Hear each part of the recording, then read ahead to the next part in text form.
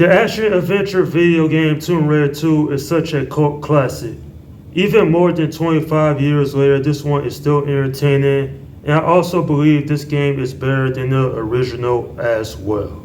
Now, I recently did go back and replay the first level of this one. I have to say, this video game is still entertaining. This game is a nice improvement from its predecessor with better graphics, a good story, and some decent voice acting as well. In my first hour of replaying this, I had to deal with tigers, traps, and basic puzzle solving, which actually makes this one more impressive because in the first video game, sure, Lara Croft is going around doing the exact same thing. She's dealing with animals and puzzle solving. But here it feels more challenging because it'll take you multiple times to get through a level. Plus, with improved gameplay mechanics, this one has a lasting legacy that people still talk about even to this day. When it comes down to it, while this video game does have a few issues here and there, for the most part, it's just flat out fun. And also one of my favorite PS1 video games of all time as well. I have to give credit to Core Design. They could have took the easy way out and that is sloppily put together a sequel.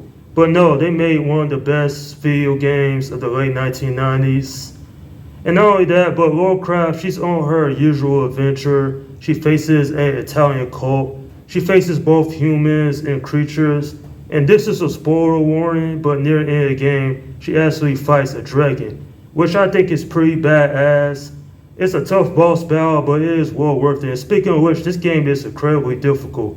It's more complicated than the first game was, simply because of all these puzzles and all this traversing. And I know the first video game actually had that as well. But here, the game takes place across multiple locations, which I think is actually pretty smart. The thing about making a sequel to a video game is basically up the ante. That's what this one did. The graphics look better, the story is better also in my opinion, and the music is very enjoyable. It's a soundtrack you could just sit down and listen to for a long time simply because it is so relaxing. Do I recommend this game? Absolutely, but if you're going to play it, then play the remastered one that came out with the trilogy last month, because that has updated graphics and gameplay mechanics. Because this game is over 20 years old, it still is enjoyable, and I think it's a great game that still is entertaining for what it is. And quite frankly, it's also the best out of the trilogy in my opinion as well.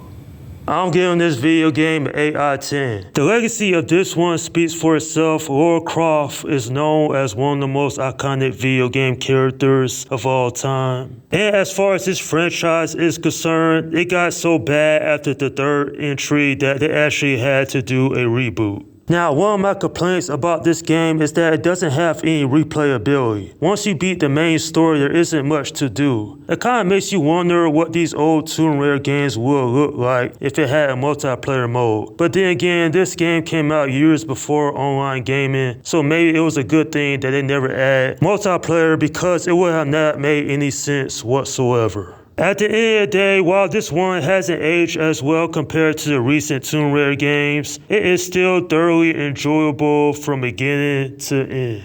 And that's my review of Tomb Raider 2. Okay, leave your comments down below in the section and let me know what you think about this video game. Now, my review of Tomb Raider 3 will be happening sometime in the future, so be on the lookout for that. Alright, this is Slim Guy 172 saying peace out.